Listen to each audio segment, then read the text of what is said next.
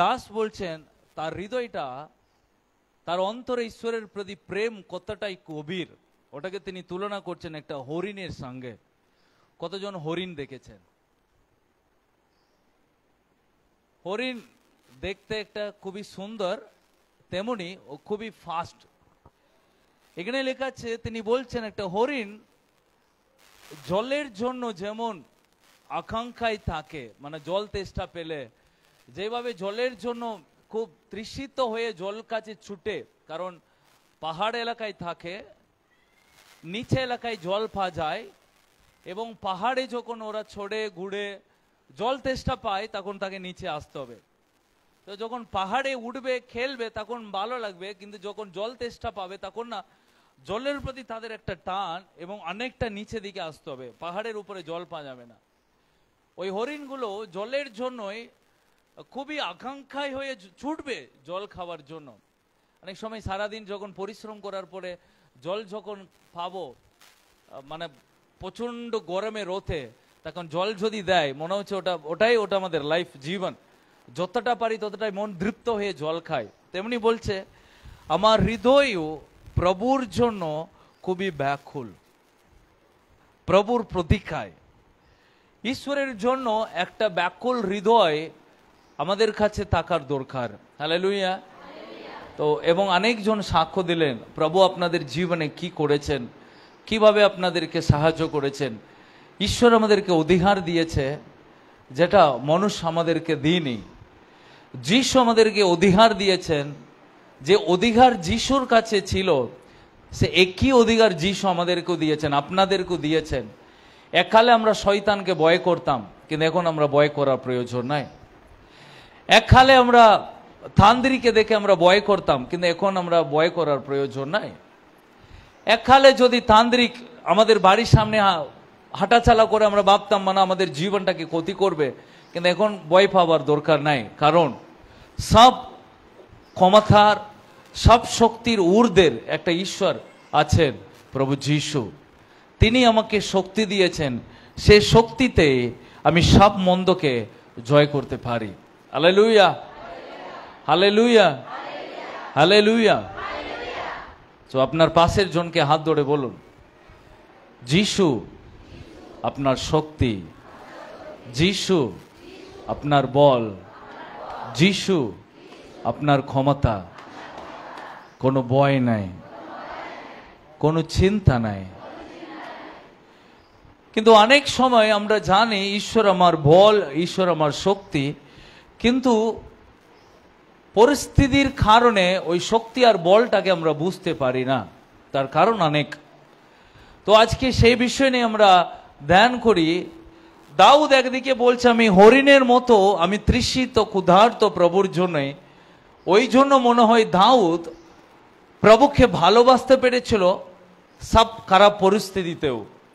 কিন্তু আমাদের জীবনেও আমরাও প্রভুর বল আর শক্তিকে উপভোগ করলে আমরাও সব পরিস্থিতিতেও প্রভুর নামকে আমরা গৌরব করতে পারি।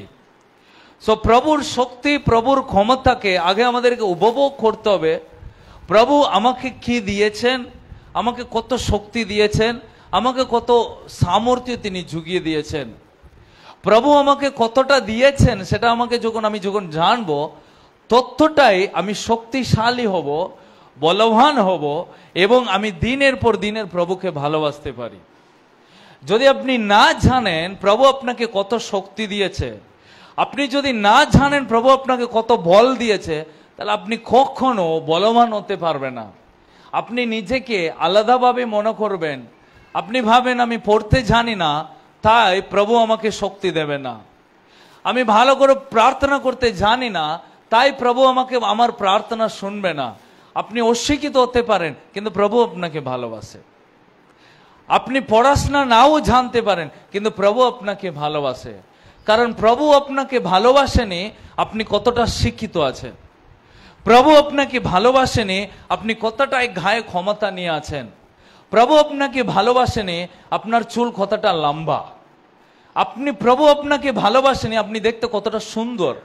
প্রভু আপনাকে ভালোবাসেছেন তার কারণ আপনি কালো, আপনার পার্সা, আপনার লম্বা চুল লম্বা, আপনার চুল ছোট, আপনি বেঠে আপনার লম্বা, আপনি শিক্ষিত অশিক্ষিত, প্রভু আপনাকে ভালোবেসেছেন কারণ আপনি প্রভুর সন্তান। কার সন্তান? কতজন ঈশ্বরের সন্তান এখানে? আপনি যদি ঈশ্বরের সন্তান হন তাহলে অবশ্যই ঈশ্বরের শক্তি বলকে আপনি বুঝতে হবে। আমেন। তো একটা ছোট্ট দৃষ্টান্ত যিশু বলেছিলেন মাতি পুস্তক অধ্যায় 22। আমার সঙ্গে খুলুন মাতি পুস্তক অধ্যায় 22।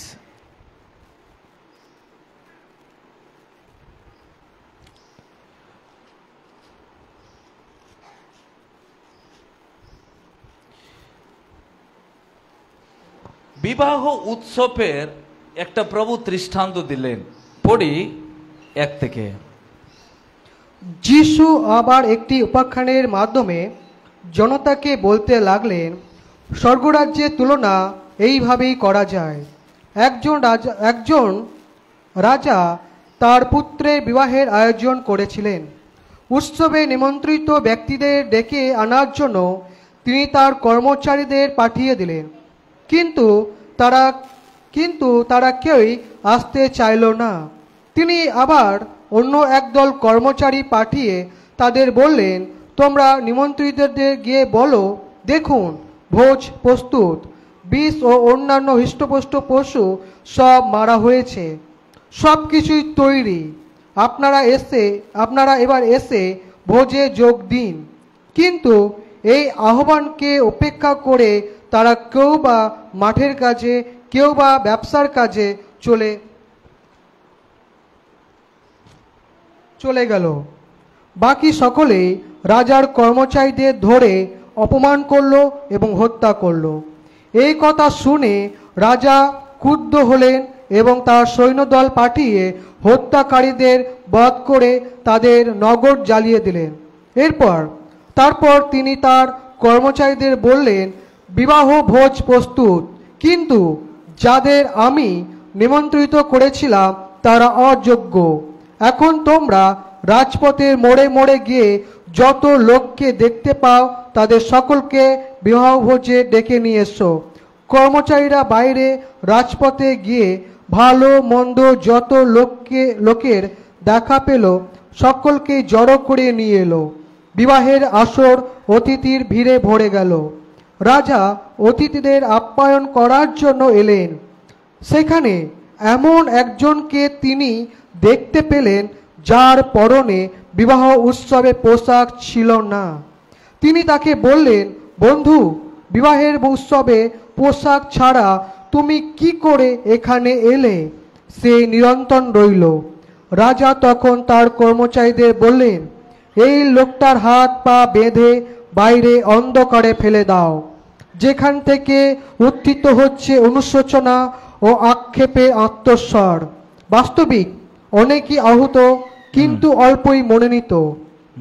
ওকে, তো যিশু এখানে এই দৃষ্টান্তটা তিনি বলেছেন, এই দৃষ্টান্তটা একটা বিয়ে বাড়ি, একটা বিবাহ উৎসব, সেখানে আর একটা রাজা তার ছেলের জন্য বিয়ে ঠিক করেছে এবং প্রচুর খাবার আয়োজন করেছে, ভালো মন্দ খাবার, বিশাল বড় একটা আয়োজনের প্রচুর গ্রাম পাড়ার সকল মানুষকে ডেকেছে, সবাইকে, যারা উঁচু থেকে নিচে সব ধরনের লোকদেরকে ওখানে নিমন্ত্রণ করা হয়েছে। এবং বিয়ের দিনটাও এলো, সবাইকে ডাকা হলো যে আসুন, যে আমার ছেলের বিয়েটা ঠিক করা হয়ে গেছে এবং আপনারাই এসে আমার ছেলের বিয়েতে এসে তাকে একটু আশীর্বাদ করবেন। আর কিন্তু বিয়ের যখন খাবার আয়োজন করেছে, একটা সাধারণ খাবার নাই, ওটা খুবই খাবার, যে খাবার কেউ কোনোদিনও খায়নি, তারা কত বড় টাকা দিলেও পাবে না, হতে পারে ওটা অনেক, খুব টাকা দিলে খাবারটা কিনে খেতে হবে। অনেক সময় লোক, চলো আমরা হোটেলে গিয়ে খেয়ে আসি, হোটেলে গিয়ে আপনি যখন খেতে যাবেন তখন আপনার পকেটের পয়সাটা খালি হবে। কেন? আপনি বাড়িতে যেটা রান্না করে খাবেন তার চেয়ে হোটেলে 3 গুণ বেশি থাকবে। তো আপনি ভাবেন এই ভাতটা তো বাড়িতে খেতাম, কিন্তু হোটেলে গেলে এতটা টাকা, হতে পারে ওটা টেস্টই আলাদা, ওর মশলা আলাদা, ওর প্রতি যে জিনিসগুলো দেয় ওর জন্য টেস্ট আলাদা থাকে। এবং অনেকটা টাকা দিয়ে ওই খাওয়াটা আমাদেরকে খেতে হয়। তো এখানে বিয়ে বাড়িতে সব কিছু ব্যবস্থা করা রয়েছে, কিন্তু যাদেরকে ডেকেছে তারা এলো না। তাদেরকে ডেকেছে, বিয়ের বাড়ির জন্য ডেকেছে, কিন্তু এখানে লেখা আছে কেউ অজুহাত ছিল না আমার কোনো কাজ আছে, আমি গরু কিনেছি, না আমার মাঠে যাব, বা আমি নতুন গাড়ি কিনেছি, না আমি নতুন বউ এনেছি, বা কেউ বিভিন্ন রকমের অজুহাত দিয়ে ওই বিয়ে বাড়ির উৎসবের তারা অংশগ্রহণ করতে পারেনি। তো ঈশ্বর রাজা যে আমাদের জন্য প্রভু যিশুকে পৃথিবীতে পাঠিয়ে, তিনি রাজা, তার পুত্র যিশু, তিনি আমাদের জন্য সব আশীর্বাদের ভান্ডারকে তিনি ক্রুশ থেকে আমাদেরকে তিনি দান করে দিয়ে গেছেন, এবং তিনি আহ্বান করছেন সব পৃথিবীর লোকে এসো, যিশুর কাছে এসো, যিশু তোমাদের জীবনে সব কিছু দেবে, তোমাদের পাপকে ক্ষমা করবে, তোমাদের অন্যায়কে তিনি ক্ষমা করবে, তোমাদের মনটাকে তিনি বদলে দেবে, তোমাদের চিন্তাকে তিনি নামিয়ে দেবে, তোমার কষ্টটাকে তিনি দূর করে দেবে, তোমার ব্যথা যন্ত্রণাকে দূর করে দেবে, তোমার সব কষ্ট দূর হবে। কিন্তু কেউ অজুহাত দিল না, আমি যাব না, না আমি ওই ঈশ্বরকে ডাকতে পারবো না, না আমার অন্য কোনো দেবতা আছে, না আমি অন্য কোনো কাজে ব্যস্ত, না আমি আজকে প্রার্থনা করতে পারবো না। বিভিন্ন অজুহাত দেওয়ার কারণে অনেক সময় লোক ঈশ্বরের আশীর্বাদকে তারা হারিয়ে ফেলে। তো আপনি কিছু করার প্রয়োজন নাই, ঈশ্বর আপনাকে সব কিছু দিয়েছে যীশু খ্রিস্টের দ্বারা, কিন্তু সেই বিয়ে বাড়িতে গিয়ে ওই বিয়েটাকে উপভোগ করার অধিকার পেয়েও কিন্তু অনেক মানুষ ওই বিয়ে বাড়িতে গিয়ে ওই আনন্দটাকে উপভোগ করতে পারেনি।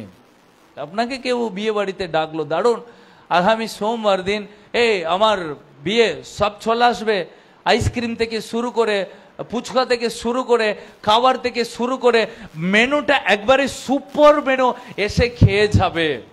অবশ্যই এক সপ্তাহ আপনার পেটটাকে খালি করবেন, করবেন না? এক সপ্তাহ প্রস্তুত হবেন, এক সপ্তাহ না হলে বিয়ের দুদিনের আগে থেকে আপনি রেডি হয়ে যাবেন, যা মেনু দিয়েছে অবশ্যই বিয়ে বাড়িতে গিয়ে আমরা দেখিয়ে দিয়ে আসতে হবে, আমরা সাধারণ লোক নাই, আমরা যা খেয়ে আসবো অবশ্যই ওটা আনন্দই।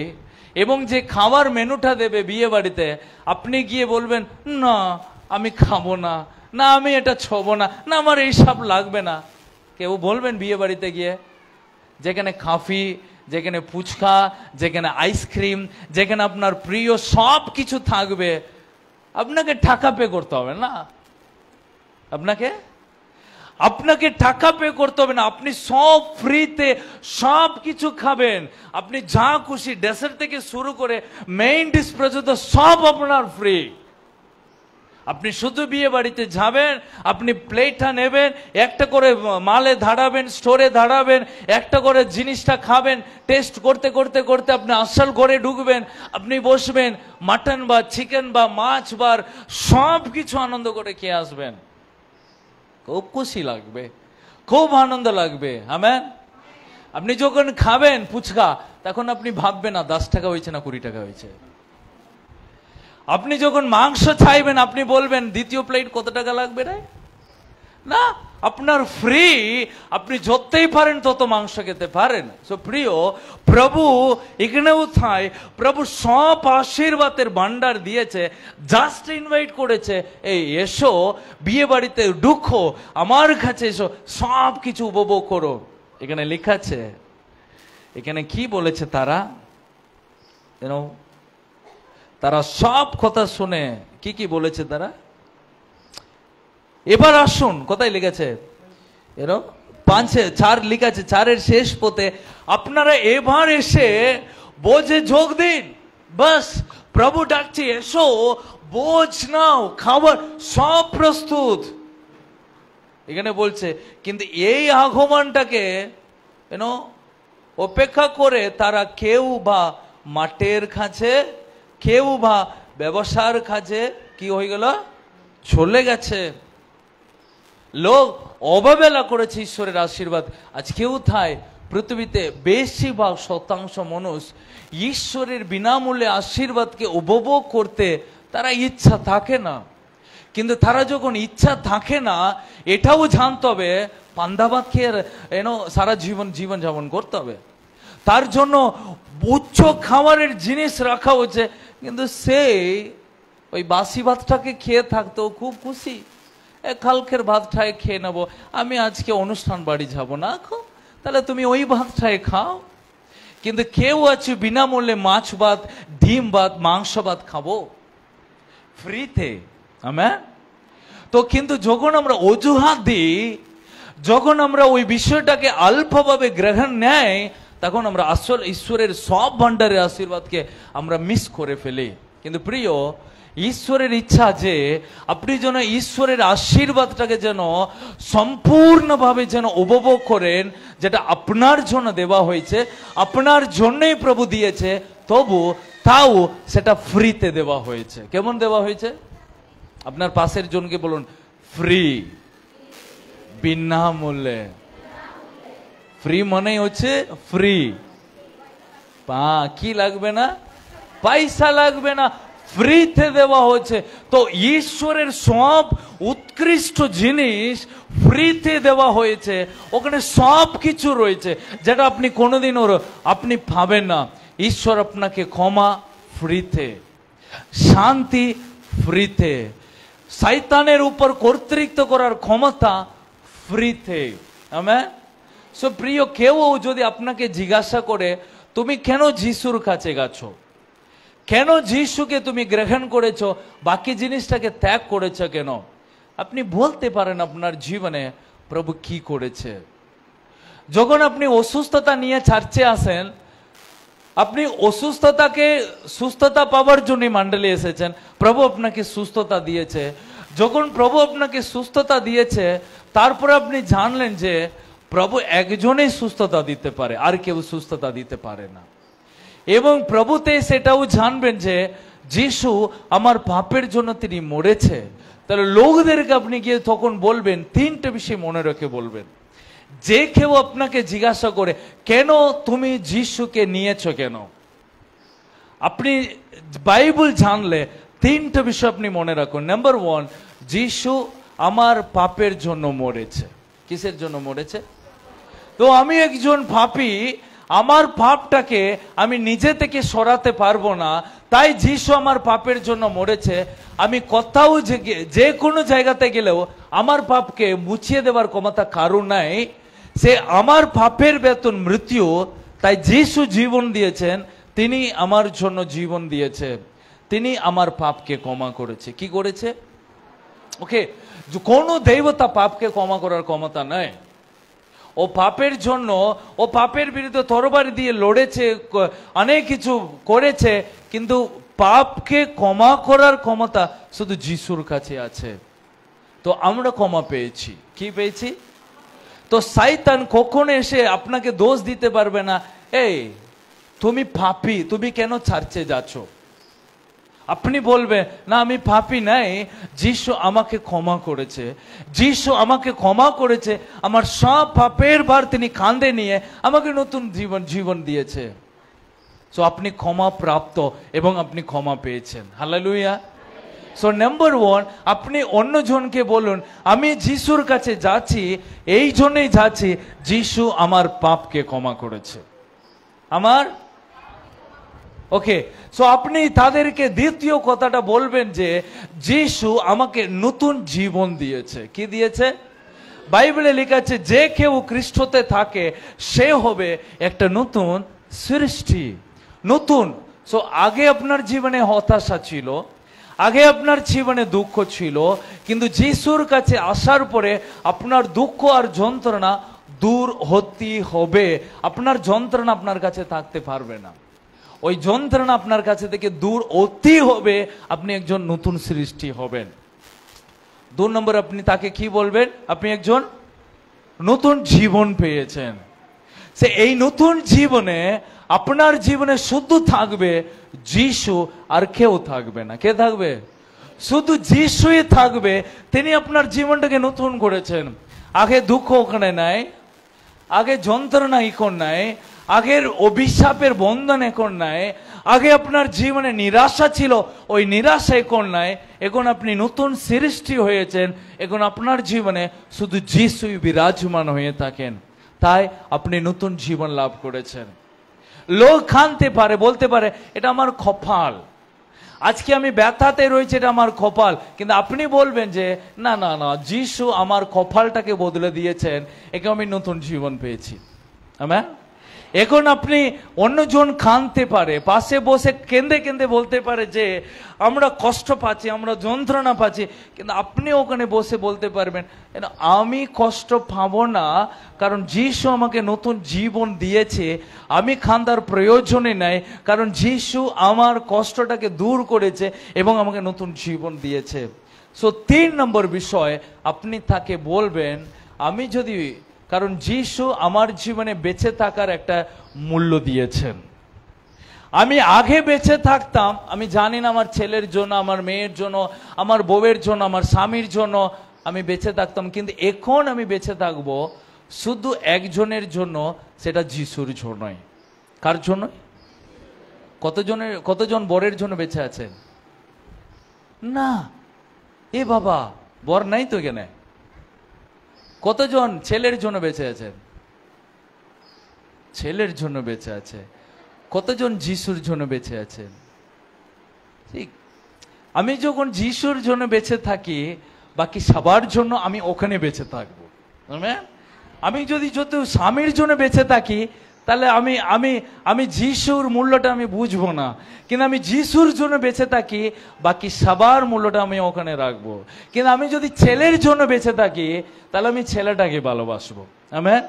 কিন্তু আমি যিশুর জন্য বেঁচে থাকি, কিন্তু ওখানে সব কিছু আছে, কারণ প্রভু বলেছে, এরও মাতি পুস্তক 11:23 পদে কি লেখা আছে? মাতি পুস্তক, আমরা সবাই জানি এই পদটা, আমরা পড়েছি, পড়ো কেউ একজন, মাতি পুস্তক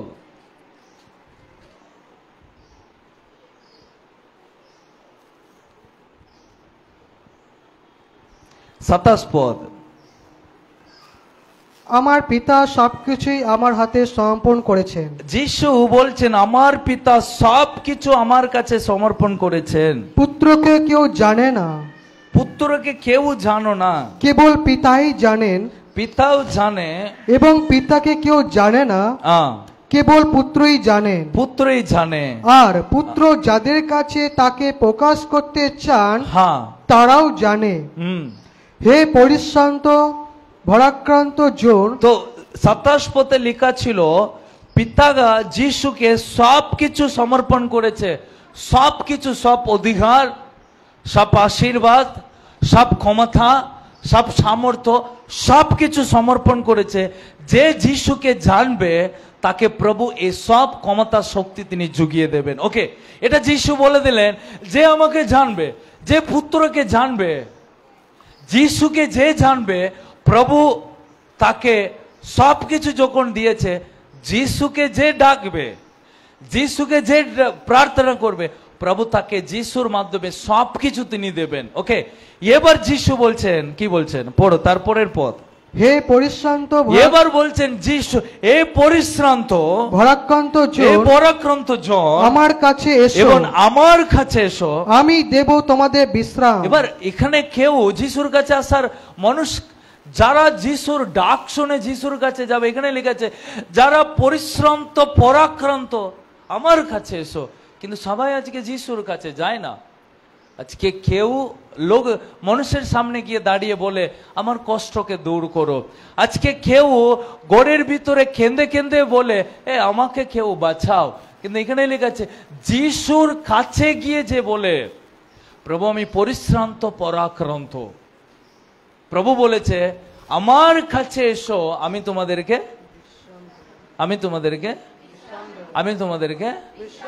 ও তো তার মানে আমি তোমাদেরকে বিশ্রাম দেব। তার মানে আমার জীবনে বিশ্রাম দেওয়ার একটা যিশু আছে, তাই তিনি আমার পাপকে ক্ষমা করেছে, তিনি আমাকে নতুন জীবন দিয়েছে। এবার 3 নম্বর, তিনি আমার জীবনের একটা মূল্য দিয়েছে, সে মূল্যর জন্যই আমি দিন রাত বেঁচে থাকি। তাহলে আমি কখনো নিরাশা পড়ার কোনো প্রয়োজনই নাই।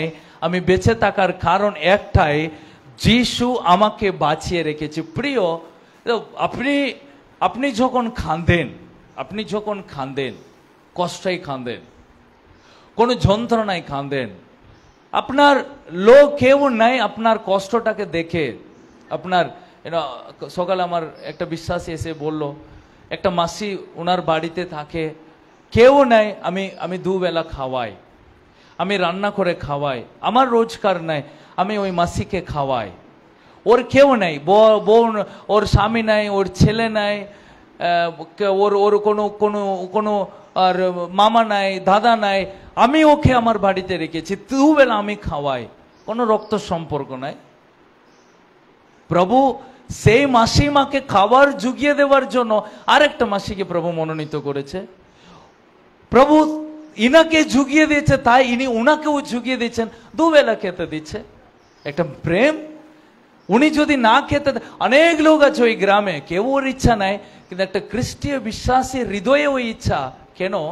কারণ যিশু তার জীবনে এসেছে এবং তার জীবনে এটা ইচ্ছা, আমি আজকে বেঁচে আছি যিশুর কৃপায়, তাই যিশুর কৃপায় আমি আর একজনকে বাঁচিয়ে রাখবো। আমেন।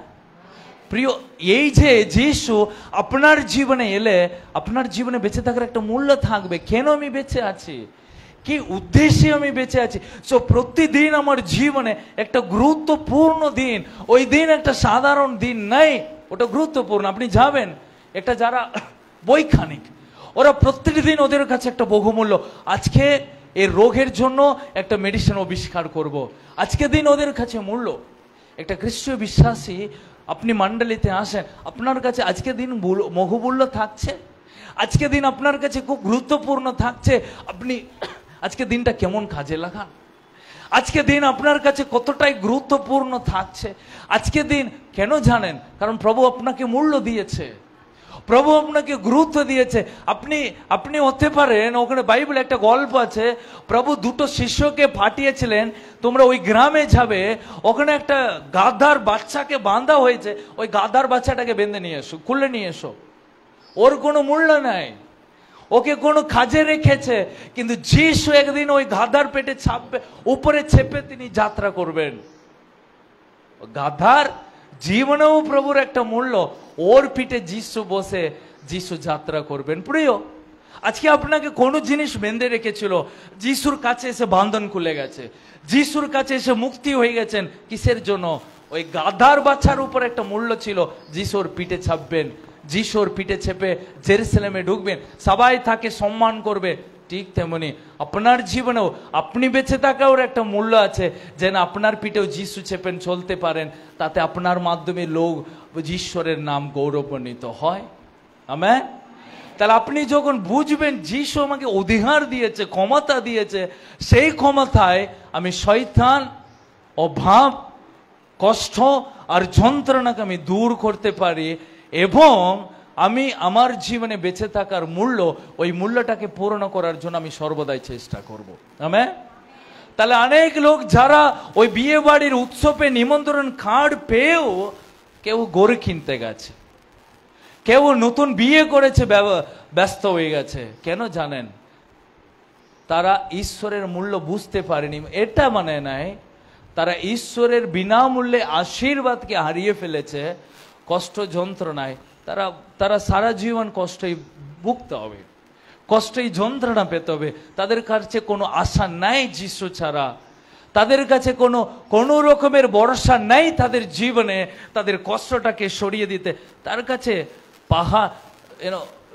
যাদের জীবনে যিশু থাকে না, যাদের জীবনে যিশু নাই, যাদের জীবনে যিশুর বিশ্বাস নাই, তার জীবনে সর্ষে ধানের মতো সমস্যাও এভারেস্ট পাহাড়ের মতো সমস্যা সমান মনে হবে। যাদের জীবনে প্রার্থনা নাই, যাদের জীবনে যিশুর ভালোবাসা নাই, তার জীবনে সর্ষে ধানের মতো সমস্যা, এইটুকু সমস্যা, কিন্তু কেমন দেখবে জানেন? একটা এভারেস্ট পাহাড়ের মতো সেটাকে দেখবে। ওইটুকু সমস্যা, ওইটুকু একটা ক্ষুদ্র জিনিসটা ওর কাছে এভারেস্ট পর্বত হচ্ছে পৃথিবীতে সবচেয়ে উঁচু পর্বত।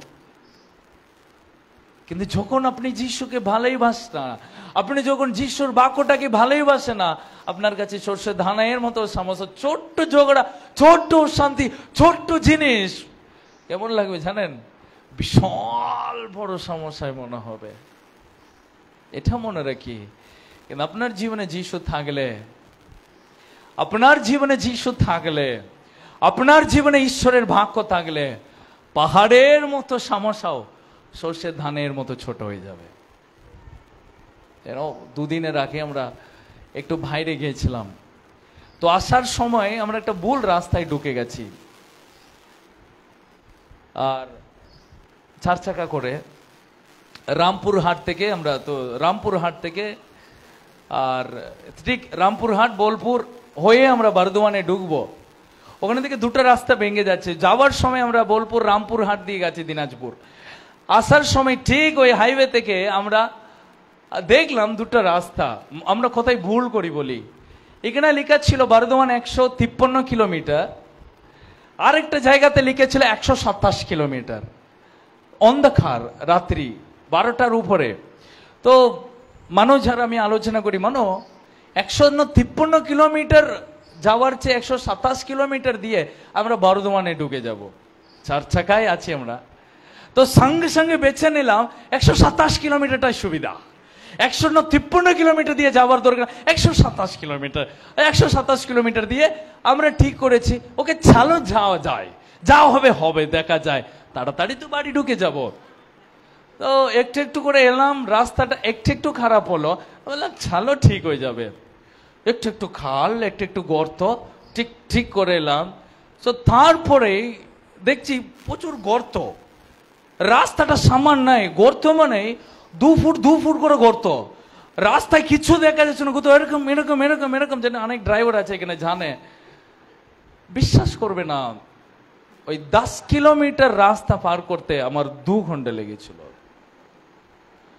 যতজন গাড়িতে ছিল এত বিরক্ত হয়ে গেছে গাড়ির ভিতরে, কিন্তু সবাই বয়স্ক লোক বা গাড়ির ভিতরে যারা ছিল অবশ্যই তাদের খুব কষ্ট হয়েছে।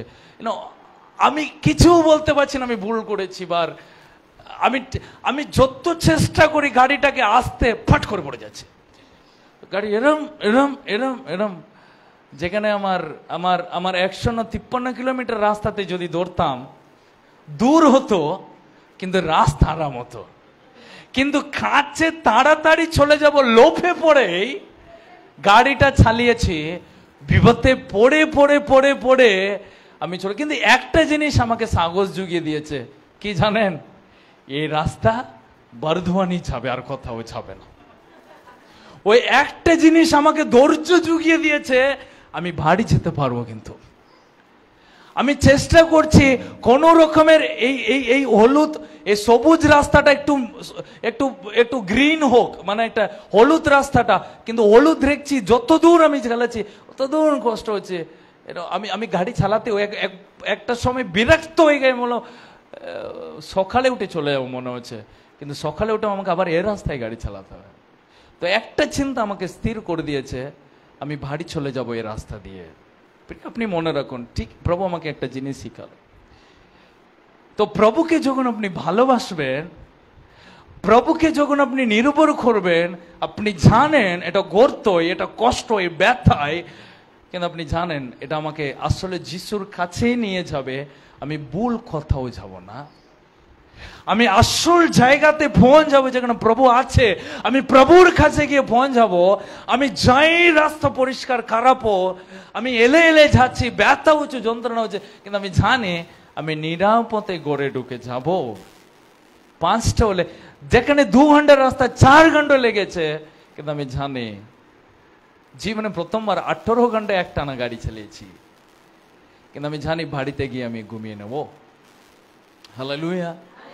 প্রিয়, যিশু আমাদের জীবনে থাকলে আমাদের জীবনে একটা মূল্য আছে, একটা মূল্য আছে, সেটা লোক জানবে না, কিন্তু আপনি যখন মণ্ডলী আসেন, প্রভুকে প্রার্থনা করেন, সেই মূল্যটা আপনাকে বুঝতে হবে।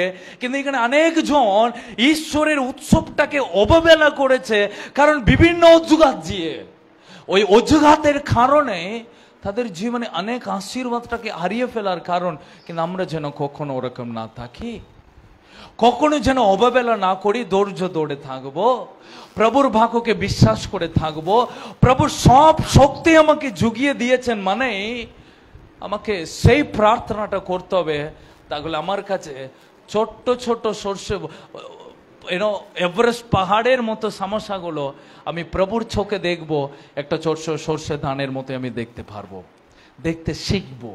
Amen, hallelujah, hallelujah, hallelujah, hallelujah. কারণ যিশু বলেছিলেন মাতি পুস্তকতে 4:4, মানুষ কেবল রুটিতে নয়, ঈশ্বরের বাক্যতে সে কিন্তু বেঁচে থাকে। ওখানে লেখা আছে, ভালো করে ওই বাক্যটা পড়বেন, মানুষ কেবল রুটিতে নয় কিন্তু ঈশ্বরের বাক্যতে ও বেঁচে থাকবে। দুটো কথা, বাক্যতেই ও কি করবে, কোনটাতে বেঁচে থাকবে? এখানে লেখা নেই টাকাতে বেঁচে থাকবে, পরিশ্রমে বেঁচে থাকবে, বাবা মা সাহায্যেও বেঁচে থাকবে। কিসের বেঁচে থাকবে? কোনটা বেঁচে থাকবে? ঈশ্বরের বাক্যতে আপনি বেঁচে থাকবেন, তার মানে ওই বাক্য আপনাকে বাঁচিয়ে রাখবে, ওই বাক্য আমাকে শক্তিটাও জুগিয়ে দেবে, ওই বাক্য আমাকে সাহস জুগিয়ে দেবে, ওই বাক্য আমাকে ক্ষমতা জুগিয়ে দেবে, ওই বাক্য আমাকে বিশ্বাস জুগিয়ে দেবে, ওই বাক্যটায় আমাকে সঠিক রাস্তাটা দেখিয়ে দেবে, আমার জীবনটাকে সঠিক পথে চালাতে। শয়তান এলো যিশুর সামনে, যিশুর কাছেও শয়তান এলো। আপনি অদ্ভুত হবে না, মানে আশ্চর্য হবে না, আমার জীবনে শয়তানে সেরকম কথা বলেছে। আমি বলি, আপনি কে? আমাদের স্বর্গীয় পিতা যিশুর কাছেও শয়তান এলো, এসে বলল, তুমি কি ক্ষুধার্ত? এই পাথরকে রুটিতে পরিণত করে খাও। তুমি কি ক্ষমতা আছে? তাহলে এই মন্দির থেকে লাফ মারো। তুমি কি দেখতে পাচ্ছ না সব কিছু ক্ষমতা আমার, সব অধিকার আমার? তুমি আমাকে প্রণাম করো, আমি তোমাকে সব কিছু দেবে। প্রিয়, যিশু বললেন মানুষ কেবল রুটিতে নয়, ঈশ্বরের বাক্যতে বেঁচে থাকবে। কারণ যিশু ঈশ্বরের বাক্যটা দিয়ে শয়তানকে তিনি জয় করেছেন। আজকে আপনি শয়তানকে কি করে জয় করবেন? আপনি তাবিজ পড়ে শয়তানকে জয় করবেন? আপনি থাকে হে হে হে শয়তান শয়তান, আমি বাইবেলটাকে দেখাচ্ছি, শয়তান তুমি পালাও, আমি বাইবেলটা দেখাচ্ছি, এই শয়তান তুমি পালাও। শয়তান বাইবেল জানে, আপনার চেয়ে বেশি শয়তান বাইবেল ভালো করে জানে। আপনি জানেন? হ্যাঁ আর না? কি ওরকম থাকাচ্ছেন কেন? আপনি বলছেন শয়তান বাইবেল পড়ে নাকি পাস্টার? ও বাইবেল পড়ে না, ও আদি থেকে প্রভুর কাছে ছিল। ও আমার চেয়ে আপনার চেয়ে বাইবেল আক্কিরুট জানা, আক্কিরুট একদম পরিষ্কার জানা। ওই জন্য যিশুকে বলেছিল, তোমার শাস্ত্রতে লেখা আছে তোমার পাওটাকে পাও পিছলে পড়তে দেবে না, স্বর্গদূত পাঠিয়ে রক্ষা করবে। দাও তো, লাভ মারা তো হো। শয়তান বাইবেল থেকে কথা শোনালো যিশুকে। তাহলে আপনি কি ভাবছেন শয়তান বাইবেল বাক্য বললে ফালাবে? সেও বাইবেল বাক্য দিয়ে আপনাকে উত্তর দেবে। কিন্তু আপনার কাছে থেকে শয়তানকে পালাবার একটাই কারণ, বাইবেলে লেখা আছে তোমরা শয়তানের প্রতিরোধ করতে শিখো। কি করতে শিখো? আপনার ঘরে একটা চোর ঢুকবে, আপনি তাকে ওয়েলকাম করবেন, চোর দাদা আসুন, এখানে বসুন, এই আলমারির চাবিটা ধরুন, ওখানে দুঃখ বড়ি গয়না আছে নিয়ে নেবেন, হ্যাঁ, কিন্তু ওই এক আঙ্গুটি আছে রেখে দেবেন, ওটা আমার। ওরকম আপনি ওয়েলকাম করে তাকে স্বাগত জানিয়ে নেয়। আপনি যখন জানবেন আপনার ঘরে চোর ঢুকছে, তখন আপনি কি করবেন?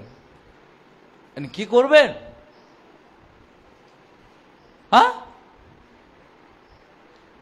আপনার ঘরে চোর ঢুকলে আপনি কি করবেন? পাশের বাড়ি ছুটবেন, পাশের বাড়িতে যাবেন,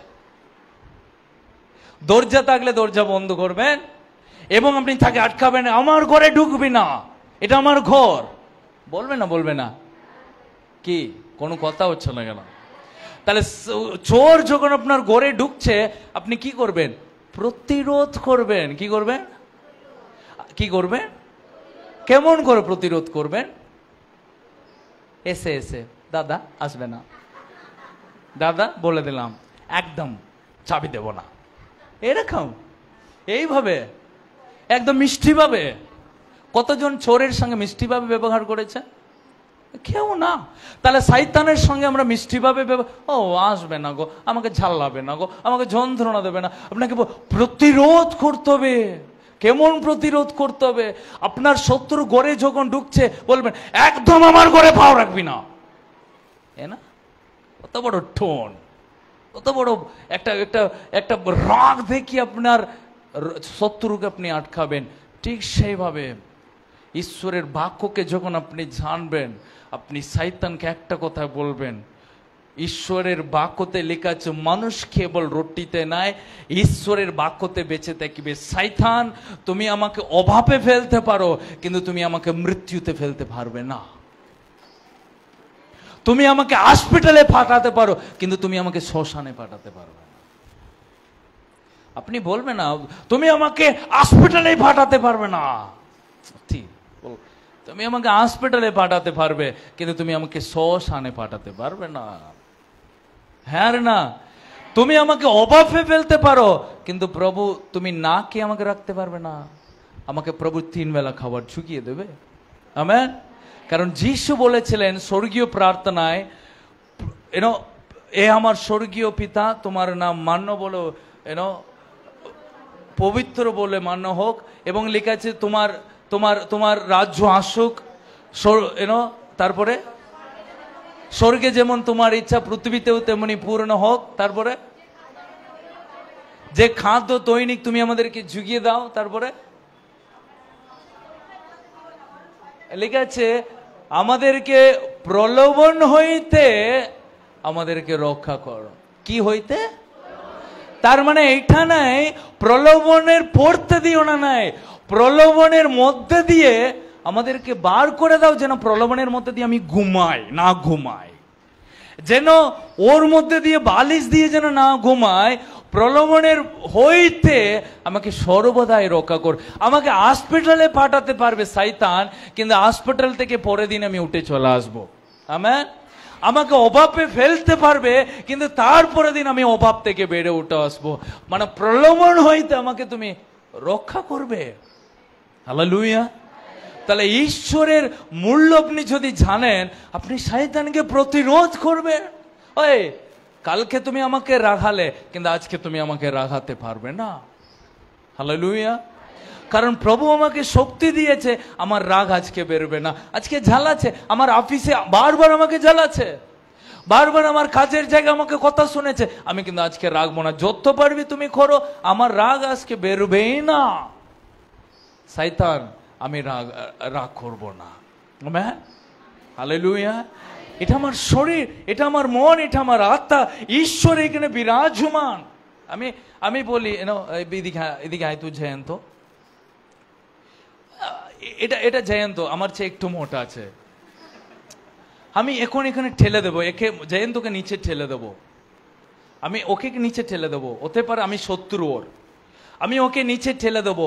এবার ওর ক্ষমতা আমাকে দেখাতে হবে, ও স্থির আছে না স্থির নাই। আমি জিম যাইনি জানেন, আমি কতদিন না খেয়ে দিন কাটাই, আমি ওকে ঠেলবো। আজকে বোঝা যাবে সবজি বিক্রি করার ছেলে ঠিকবে না।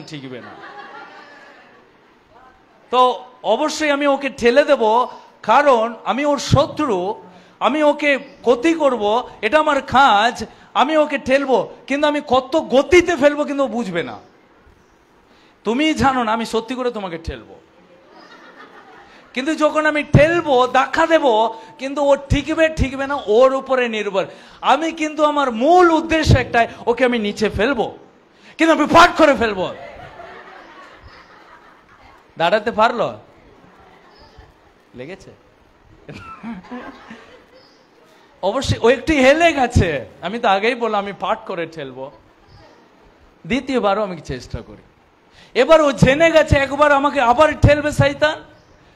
এবার ওকে স্থির করে না দাঁড়ালে একবার হেলে গেছে, তার মানে এটা নেই ও দুর্বল। এবার ও কি করবে? ও শয়তানের গতি ইচ্ছাটাই আমাকে ফেলবে, এবার আমাকে স্ট্রং হয়ে দাঁড়াবো। এবার যে কোনো সময় শয়তান ওকে ধাক্কা দেবে। এটা কার শরীর? এটা জয়ন্ত, প্রভু ওকে দিয়েছে। আবার শয়তান ওকে ঠেলবে। কি জানি, মানে এই একটু খাওয়া দাওয়া ভালো করে করান, ওর কিছু নাই তো। দুবার বললো, এবার তিনবারও শয়তান ওকে ঠেলে দেবে, কিন্তু অবশ্যই এবার ওকে স্থির হয়ে দাঁড়াতে হবে। যদি না দাঁড়ায় আর কিছু করা নাই, অবশ্যই এবার ওর সাহায্য নেবে, প্রভুর কাছে সাহায্য নেবে। মানুষ আসবে, কারণ ও দাঁড়াতে পারেনি। এবার ও বুঝতে পেরেছে এটা আমার ক্ষমতা নাই, প্রভু ক্ষমতা লাগবে, তো মানুষ ওকে ধরে থাকছে, কিন্তু তবু শয়তান হালটা ছাড়লো না, ওকে কিন্তু ফেলবে, কোনো রকমে ওকে আমি ফেলবো, দেখা দেব। প্রথমবার ঠেললো, হেলে গেছে, দ্বিতীয়বারে হেলে গেছে, কিন্তু শয়তান কিন্তু ওর চেষ্টাও ছাড়েনি। কিন্তু অবশ্যই প্রভুর সাহায্য নিয়ে আছে, ওর নির্ভর কিন্তু প্রভুর উপরে। কার উপরে? প্রভুর উপরে। এখন যখন ওকে ঠেলবে, কিন্তু শয়তান ওকে ঠেলতে পারছে না। এর দুবার যে ঠেলেছি তার চেয়ে বেশি ঠালছি এখন। কেন ও স্থির হয়ে দাঁড়িয়ে আছে? ভালো করে শুনবেন, জয়ন্ত এটা বুঝে নিয়েছে আমার ক্ষমতাতে নাই, প্রভুর ক্ষমতাতে আমাকে টিকে থাকতে হবে। কার ক্ষমতায়?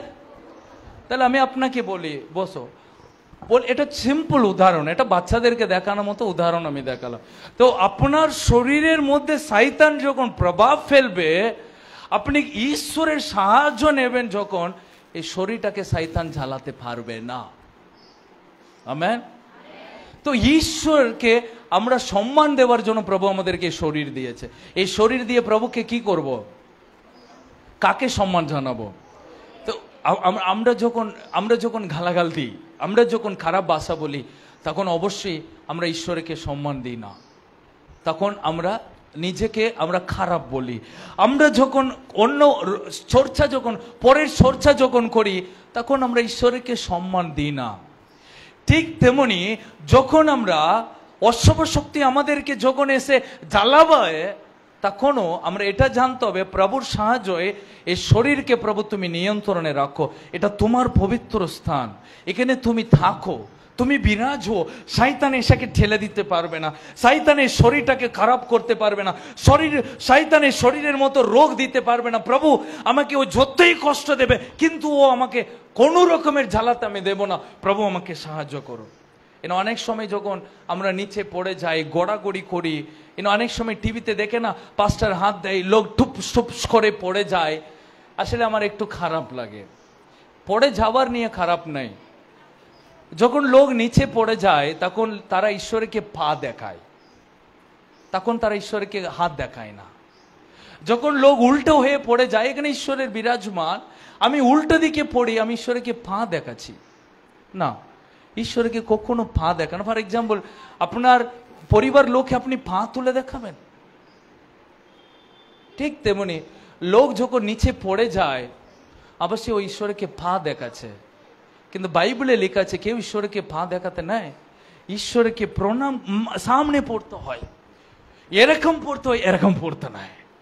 আপনি পড়বেন সামনে পড়ুন, কেন পিছনে পড়ছেন, পা দেখাচ্ছেন? ঈশ্বরকে কখনো পাও দেখে অসম্মান করতে নাই। যেখানে হাজার হাজার মানুষ পাশে ঠেলে দিচ্ছে বা ফেলে দিচ্ছে, নিচে পড়ে যাচ্ছে, দেখতে খারাপ লাগছে, ও পা দেখাচ্ছে ঈশ্বরকে। ঈশ্বরকে পা দেখে ঈশ্বরকে ছোট করতে নাই প্রিয়। প্রভুকে বলুন, প্রভু এই শরীর দিয়ে আমি তোমাকে পা দেখাবো না, আমি তোমাকে প্রণাম করব। বাইবেলে লেখা আছে, প্রকাশিত বাক্য, সমস্ত স্বর্গদূতেরা প্রণাম করছে, তারা মাথা হেঁটে হয়ে প্রণাম করছে সামনে।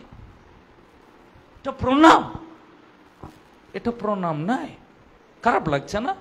বাতামানি আমি যখন পা তুলছি, পাঁচটার পা, ঠিক তেমনি আপনি যখন পড়ে যাচ্ছেন অশুভ শক্তি, আপনি পা দেখাচ্ছেন প্রভুকে?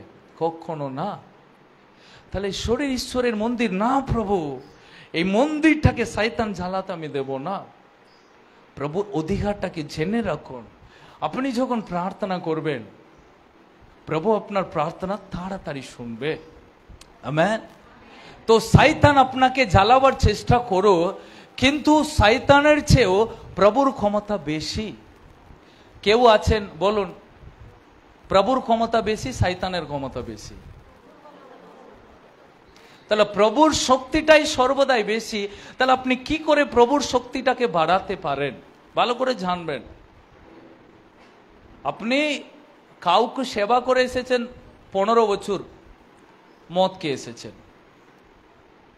15 বছর গালাগাল দিয়ে এসেছেন, 15 বছর পরের চর্চা করতে করতে এসেছেন, হঠাৎ একদিন যিশুর কাছে এলেন, সব বন্ধ করার চেষ্টা করছেন। যিশু আপনার জীবনে ঢুকেছে, আপনি সব বন্ধ করে আমি ভালো মানুষ হব, প্রভুকে ভালোবাসবো, প্রভুর পথে চলবো, আমি সবাইকে ভালোবাসবো, আমার শরীর আমার মন আত্মাকে প্রভুর কাছে সমর্পণ করব, প্রভু আমার লাইফকে নতুন করে গড়ে তুলবে।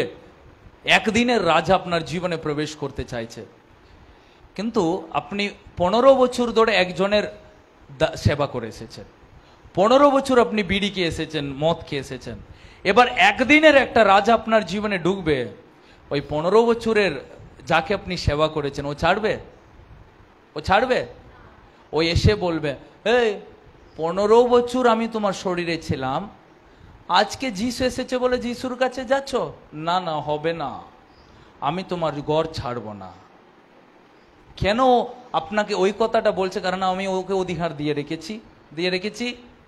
আমি যখন সিরিয়াল দেখে দেখে দেখে আমার মাথায় একটা খারাপ চিন্তা ঢুকিয়েছি, যত দেখবো তত খারাপ চিন্তা ঢুকিয়ে ঢুকিয়ে রেখেছি। এবার 15 বছরের পরে হঠাৎ করে সিরিয়ালটাকে বন্ধ করো, হবে না। কেন? কারণ ওই আত্মা আপনাকে আবার টানবে, ছটা হলেই টেনে নেবে, যা টিভিটা অন কর, টিভিটা অন কর, টিভিটা আপনার ভিতরে টানছে। আপনি একদিন না আমি সব দেখবো না, ওই 6টা থেকে 6:30 আমি মাতি পুস্তক ছাড়টাতে আজকে আমি পড়বো, আত্মীয়াই এখানে পড়বেন, পাশের বাড়িতে সিরিয়ালের আওয়াজ শুনলেই মনে করবে এইটাই তো হচ্ছে, একটা রাখি গিয়ে দেখে নিয়ে আসি, টানবে আপনাকে। কেন? 15 বছর সেবা করে এসেছেন, অত সহজ নাই। তো আপনি যখন প্রভুতে প্রার্থনা করবেন ততটাই ঈশ্বরের অভিষেক বাড়বে, ততটাই শয়তানের শক্তি কমিয়ে কমিয়ে আসবে। আমেন। তাহলে আপনাকে এটাই লক্ষ্য করতে হবে, প্রভুর শক্তিকে বাড়াতে হবে, শয়তানের ক্ষমতাকে কমাতে হবে। শয়তানের ক্ষমতাকে কমাতে গেলে আপনার এই শক্তিটাকে বাড়াতে হবে। ভালো করে শুনবেন। 15 বছর সেবা করে এসেছি, 15 বছর আমি ওর কথা শুনে এসেছি, 15 বছর ওর পিছনে ছুটেছি, একদিনে আমি বন্ধ করতে পারবো না। কিন্তু আমি যখন প্রার্থনা করব, এই লেভেল ইনক্রিজ হবে, এই লেভেল ডিক্রিজ হবে। এটাকে আমি প্রার্থনাতে বাড়াবো, ঈশ্বরকে ভালোবাসার বাড়াবো, এখানে অটোমেটিকলি কম হতে শুরু করবে। 15 বছরের আগে আমার রাগে আমাকে কিন্তু কেউ থামাতে পারলো না, কিন্তু 2 বছরের আগে আমি 50% আমি ওটাকে থামাতে পেরেছি। প্রথম আমি খুব আল্লাছালা করেছি, জ্বালিয়েছি, শয়তান নিচে হেই হেই হই করে আমাকে জ্বালিয়েছে, কিন্তু 6 মাস হয়ে গেল, এখন আমার শরীরটাকে প্রভু কন্ট্রোল করতে শিখেছে। আমি জানি এখন শয়তান আমার শরীরটাকে স্পর্শ, আমি বুঝতে পারছি ও আমাকে স্পর্শ করছে, এখন আমি নিচে ফেলতে দিচ্ছি না। আমি বুঝে নিয়েছি, আমি প্রার্থনা যত করছি তত এই ক্ষমতাটা কমছে। আপনি এই শয়তানের ক্ষমতাকে কমাতে আপনি অন্য কোনো অল্টারনেটিভ রাস্তা নাই, অন্য কোনো পথ নাই, একটাই পথ, এই পথটাকে এইটাকে বাড়ান, এইটাকে ইনক্রিজিং করুন, এটা এমনি কমিয়ে যাবে, এমনি কমে যাবে আপনার জীবনে। একদিন আসবে একে আমি কোনো কিছু করতে পারছি না, বা নেশা করতেও ফাটাতে পারছি না, একে আমি কোনো খাবার দিলেও খাচ্ছে না, এ কোনো রকমের মোবাইল নিয়ে বসে থাকছে না, এখন খালি প্রভু প্রভু করছে, এখন শুধু প্রভুর কথা ভাবছে, এখন শুধু প্রার্থনা করছে, এ ঘর খালি করি, অন্য ঘরটা ছাই, থালা দিয়ে চলে যাবে। একদিন শয়তান থালা দিয়ে চলে যাবে, কিন্তু ওই তালা দিয়ে যাওয়ার দিন পর্যন্ত আপনাকে এটাকে ইনক্রিজ করবেন, এটাকে বাড়ান, তাহলে এটাকে প্রভু কমিয়ে দেবে। হালেলুয়া। কারণ এই শরীর ঈশ্বরের মন্দির, এখানে প্রভু বিরাজ হয়। হতে পারে ও আপনাকে বারবার একই জিনিস, একই চিন্তা, একই জায়গাতে আপনাকে বারবার অ্যাটাক করছে, কিন্তু তবু আপনি প্রভুর সাহায্য নিয়ে দাঁড়ান, একই প্রভুর ক্ষমতা নিয়ে দাঁড়ান। বাইবেলে লেখা আছে, প্রভু বলেছে মানুষ কেবল রুটিতে নয়, ঈশ্বরের বাক্যতে সে কি করে বেঁচে থাকে, মানে জীবন দেয়। কি দেয়? জীবন দিয়ে রাখে। ও প্রভুর বাক্য আমাকে জীবন দিয়ে রাখে, ও জীবন দেবে প্রভু আমাকে। প্রভু আমাকে নিরাশায় পড়তে দেবে না, প্রভু আমাকে শক্তি দেবে।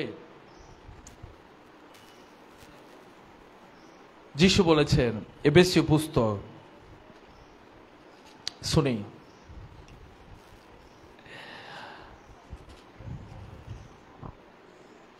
এফেসীয় পুস্তক অধ্যায়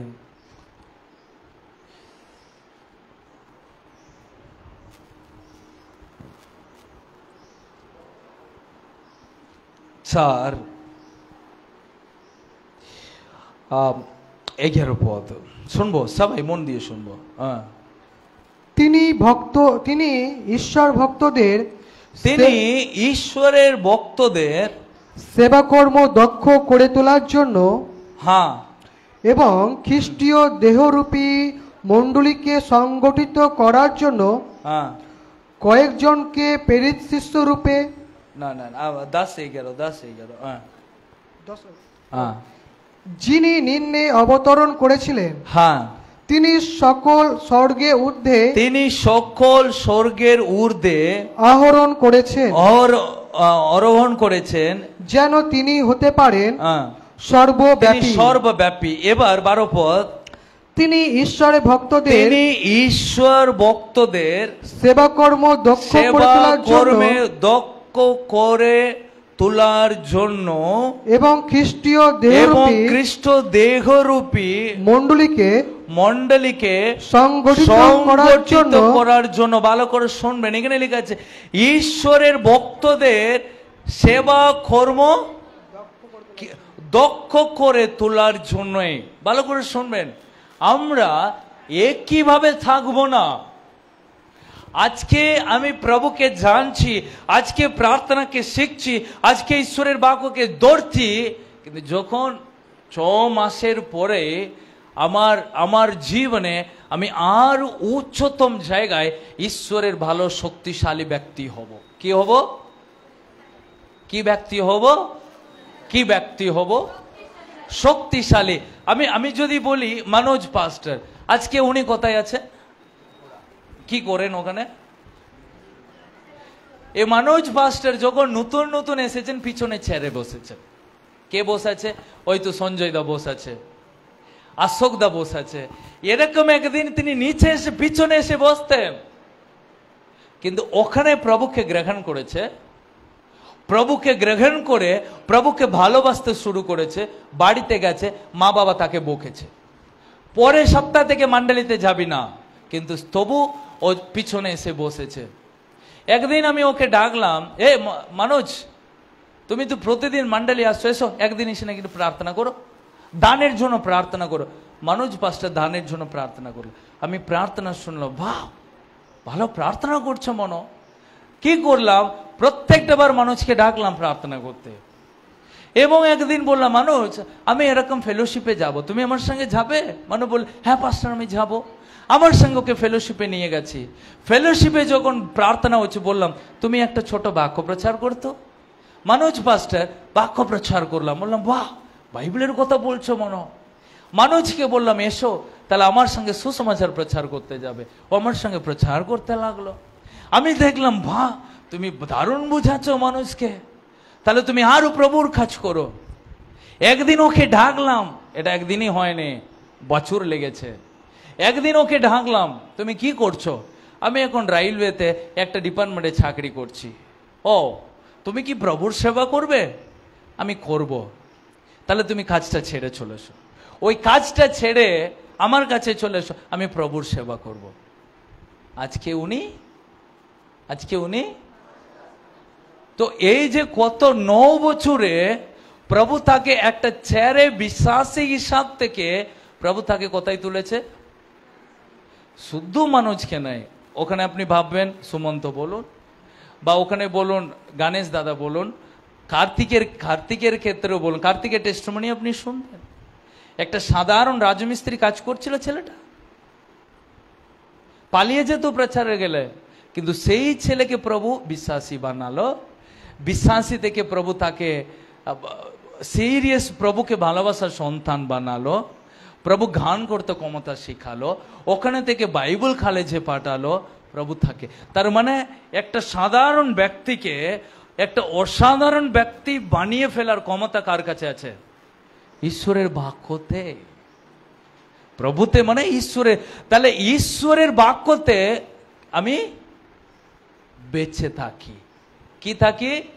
তাহলে ঈশ্বরের বাক্য আমাকে বাঁচিয়ে রাখার মানে কি, আমার জীবনটাকে একটা মূল্য দিয়ে বাঁচিয়ে রাখে, যেন আমার লাইফ আজ থেকে পরের 3 বছরে আমার জায়গা পরিবর্তন হয়ে আমি আমার পরিবর্তন মানে আমি মাটির বাড়িতে ছিলাম, 3 বছরে যিশুর কাছে এসে আমি দালান বাড়িতে বাস করছি, অ্যাচিভমেন্ট না।